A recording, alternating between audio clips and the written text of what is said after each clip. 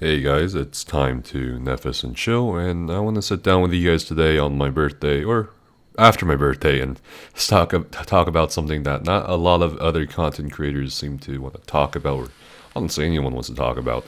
It's going to be a delicate and sensitive issue for a lot of us, who specifically PvE, but I feel like I just can't not talk about this anymore. It just feels like I need to scream it out sometimes, and I want this to be more than just me pontificating to you guys in a video. I want this video, if possible, to be the opening to, I think, a much needed heart-to-heart dialogue in our community in ESO. I want this video to also maybe provoke some thoughts or action, perhaps in the best case scenario, and I want people who may be watching my YouTube channel for the first time to take away some things that may help them with their experiences playing the game, maybe for the first time, or just starting to explore the various communities, guilds, and content in ESO. And the issue I want to talk about today is a social and very human one within the greater Elder Scrolls Online community, and it's in regards to this great disconnect between the endgame or more experienced player base and the rest of the player base, or the majority that a lot of people refer to as casual players. And it's become clear to me recently that this schism has become even worse between what a lot of people perceive to be two different camps. It has become much more corrosive, has become much more toxic, and also much more unbearable, to the point that slowly but surely we're probably going to lose each other. And I personally don't want that. I think that's just sad and unhealthy, not just the state of the game, but for the general community. And I know what some of you may be thinking. Some of you might already be rolling your eyes at me saying, well, Nefes, that's just the way it's always been. That's just the way it's always gonna be. Role-playing casuals and toxic elitists will never see eye to eye. To me, that's a pretty shit attitude. I'm not a person who likes to accept current circumstances as permanent circumstances, and as someone who works in the field of human history, this is just a very, very dangerous thought to have. You might be wondering too why I'm making this video now and not last year or a year from now, and it's because in lieu of the recent proposed heavy attack and light attack changes, a lot of people have been attacking each other or blaming each other for said changes. The main dispute being between players who need to quote-unquote get good and players who have already gotten good. It's gotten so bad to the point I've seen ridiculous insults on various social media, like ZeniMax shouldn't be making changes for mentally or physically disabled people, like they're subhuman, or Zosh should have done this a long time ago to curb stomp those elitist pricks. It's wild shit, and you can look it up if you want. I'm just not going to repeat it in this video, but the recent explosion of these tensions is a manifestation of the wide array of tensions between players who see the game differently. And I want to at least talk about it. Maybe you agree or disagree with me, but I think it's hard to deny, if you've been keeping up with the game and the community, that there is certainly huge friction between these two camps of players at the moment. One thing I want to briefly mention, and I'll mention later in the video as well, is that the way people address each other has also become a problematic. Words like elitist, toxic, snowflake, role player, sweaty, meta all seek to generalize or other people to the point everyone involved just has dug their heels in, and what should be discourse among us becomes perpetual discord. And I'm gonna try to dissect these tensions in this video with the perspective surrounding them. Like when people say endgame, the word often invokes different and sometimes controversial images of what that is. For example, some content creators who come to ESO, they look at Vet DLC dungeons or Master Marina as endgame. Some people think housing is their endgame, but I think within the context of our discussion in this video, a lot of people generally mean Vet Trials as endgame, or people who have been playing this game for a very long time at a high level as endgame. Consequently, I think a lot of people, particularly newer players or players who have had bad experiences in the game with who they perceive to be as the veterans or endgame players, associate the said bad experiences with an entire sub-community of players in ESO. I expect a lot of you watching this video to know exactly what I'm talking about. I mean, a lot of us have probably been harassed in game to a degree, called names, insulted over how we play, wailed on, whether it's in PvP or PvE, Dungeon Group Finder Group, or a raid team. Like very recently on my stream, I queued up as a DPS, but as a tank role in the group dungeon fighter. Yeah, so fake tank basically. Yes, I know, a cardinal sin. And it was going fine for the most part, but this guy in the group started acting like he knew everything, that he was carrying me, that I'm dog shit, telling me how to tank or what a hard ton is, and basically insulting me by the end of it. And when I tried to reply to him, he already blocked me and just kept whispering me. Who was this guy? Was this guy an endgame raider? Was he one of the top players on the server? Was he one of those so-called toxic elitists that sell carries in Craglorn's own chat? You know who he was? Because I don't know. I don't know the guy. What I would consider the top endgame community is maybe generously speaking up to a few hundred in number, and this guy was not one of them. And this incident has been stuck in my mind ever since then, while I've been contemplating this overarching social issue in here. So I can totally understand why people who get shit on by absolute assholes in guilds, raid teams, or dungeon groups will naturally associate endgame players with these guys, because maybe they're doing the same thing as those endgame players, using so-called cookie cutter builds or whatever, when in actuality they're not actually representative of neither the friendly ESO community nor the helpful endgame community. This perceived threat of toxicity and elitism a long time ago led to a really hard counter push, not like an organized movement, but just sort of a consciousness against such threats. And in the end, in a really twisted way, this counter push against toxicity and elitism became toxic in its own right as well, accusing people left and right of being elitist or narrow-minded or whatever, if they even insinuate that the way people play can be more efficient or better or adjusted for group settings.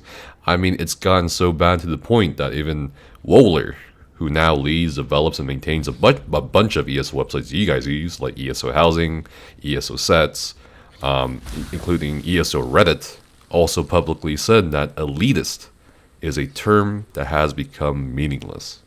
Now, am I saying every veteran player isn't abrasive or not nice? No.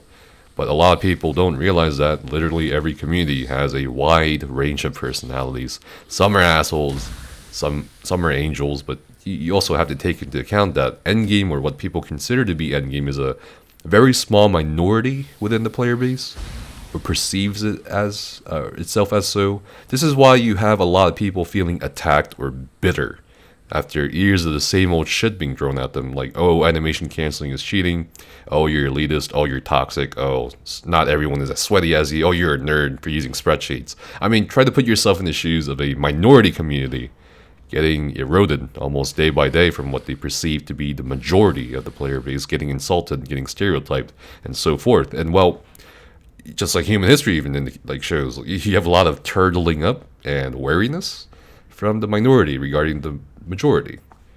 On the other hand, you also do have a lot of experienced players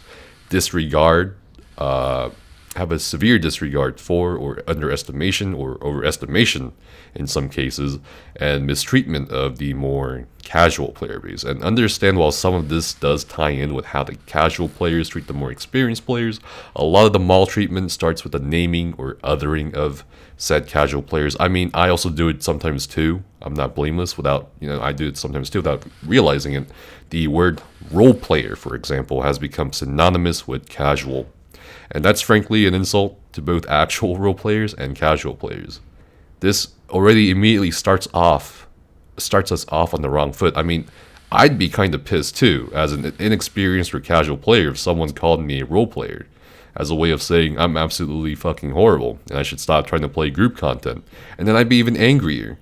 Probably if I reacted in an emotional way, or a way that's perceived to be emotional, and then called an entitled snowflake for it. Just as the less experienced players shouldn't immediately assume things about the more experienced players, so should the experienced players never forget where they come from. Everyone watching this video was new to the game, or particular content in the game at one point or another. Everyone has done progression groups. Everyone's suffered as a new player. Everyone's gone through 5-hour City of Ash 2s. And this is something I see with some players. They start out in progression groups, then move beyond their previous tier, and kind of just forget about what kind of shit they have to go through as a new player.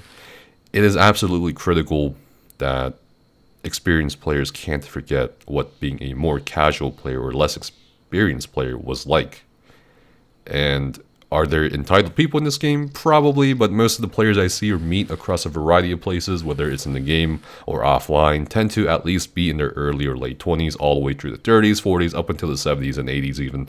A lot of nice players I've met had a really wild have a really wild variance in age compared to one another. I think that's a great thing that ESO has brought and continues to bring people together from a diverse range of backgrounds. But where this stops becoming nice is when the more vocal and divisive people start lumping people into general demographics that then become stereotyped.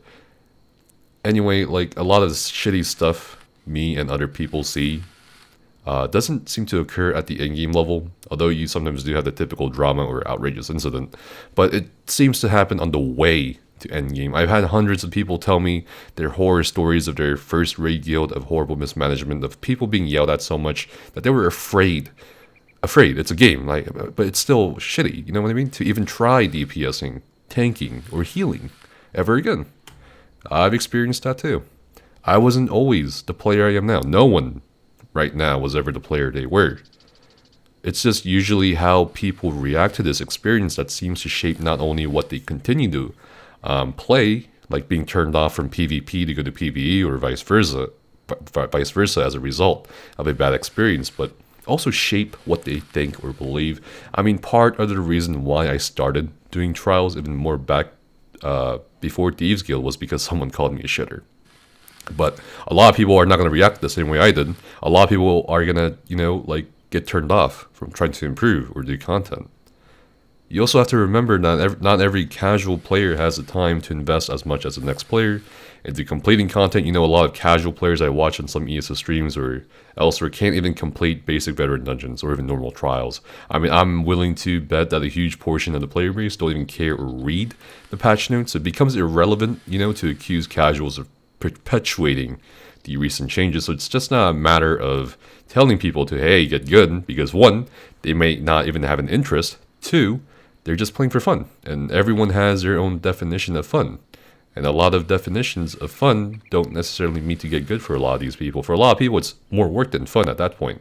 You can make the argument that, ESO isn't a very hard game compared to other games, but that's pretty irrelevant when a lot of players, myself included, initially expected ESO to be Skyrim or more geared towards big PvP battles.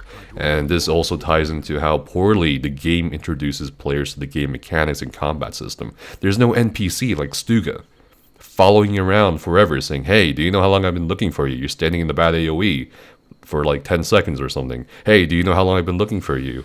You're sometimes not bar swapping when you can. Or even some basic shit like, hey, do you know how long I've been looking for you? Did you know that red telegraph lines on an enemy means you can interrupt? Or yellow telegraph lines on an enemy means you need to block or roll dodge? Do you know how long I've been looking for you? Do you know sometimes you're not using useful potions? This is what I meant earlier in the video. The issue is, the social issue is so nuanced and complex, we can probably make this video a lot longer. And when I was thinking about this video, I myself wasn't sure at all where to start except with the perspectives of both sides or camps.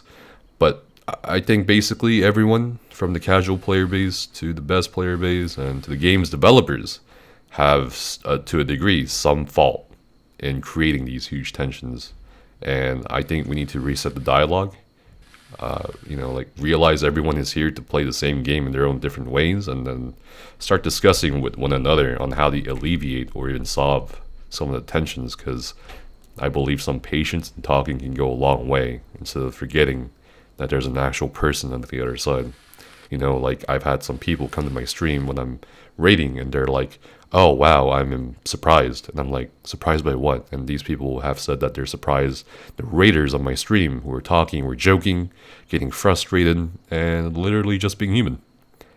And I've seen and met people who were afraid to come to, play or raid with some guilds or communities, because they thought they'd get fucked up and left on the side of the street in Mournhold or something. But instead, they now raid or play with them on an almost daily basis, and enjoy doing so, if not just hanging out in Discord or TeamSpeak voice chat.